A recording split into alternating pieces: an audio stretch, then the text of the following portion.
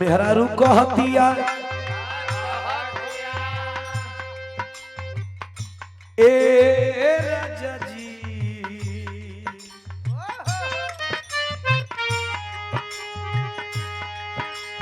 राजा जी राजा जी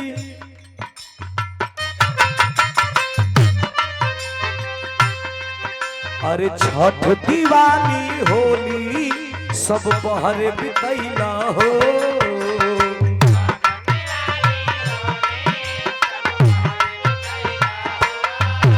जय हो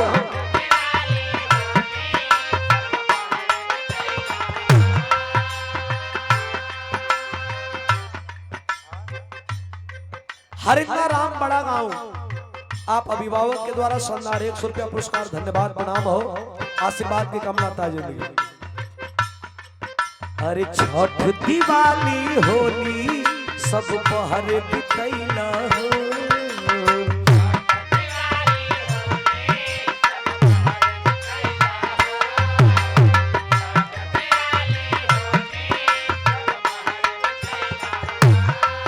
हाँ हाँ कितना नी हो रहा कैली तब हो ना अइला हो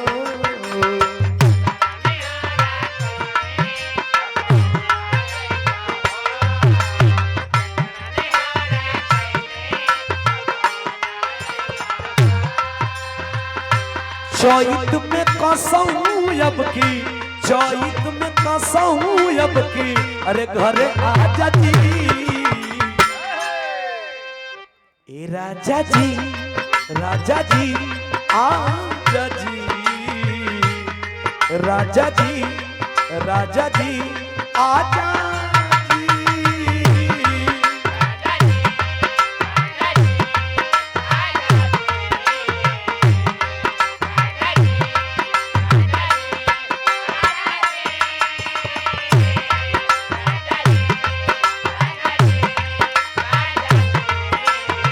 क्या कहना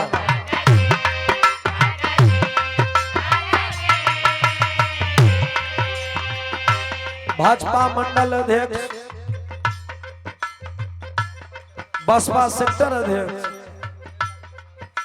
सुहेलदेव पार्टी के सदस्य और समाजवादी पार्टी के समर्थक डॉक्टर पासवान जी डॉक्टर मुन्ना पासवान देखा है ना कौन बहुत बड़ी बात ना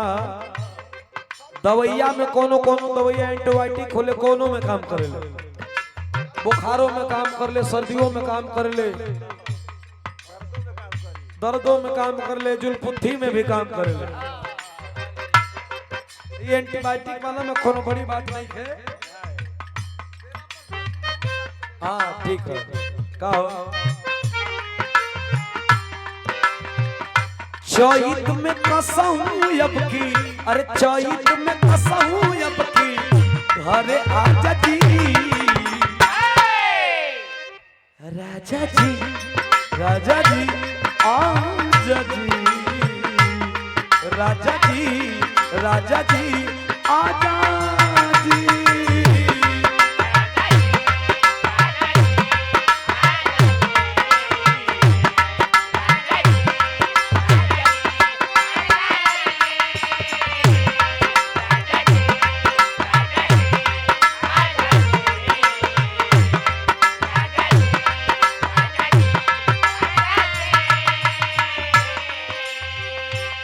तमाम गीत बा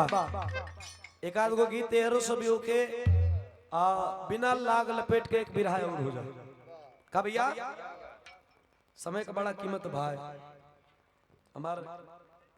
जो कोरस करत हो चचा इनकर खेत के अगल बगल में गेहूं कटा गया हार्वेस्टर मेडरात ना हार्वेस्टर का चिंता ना कुल अगलिया बगलिया कुल फूकत हो वो का ढेर चिंता कुल फूंक दिया साल भर का आहार जरी जाई तो अच्छा कौआ हो जाए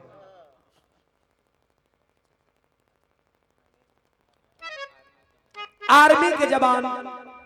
नगेंद्र कुमार बड़का भैया बड़ा गांव से एगो तरज हो जाओ और ही ओकर बाद एक बिरहा की तरफ सीधे सीधा जय हो।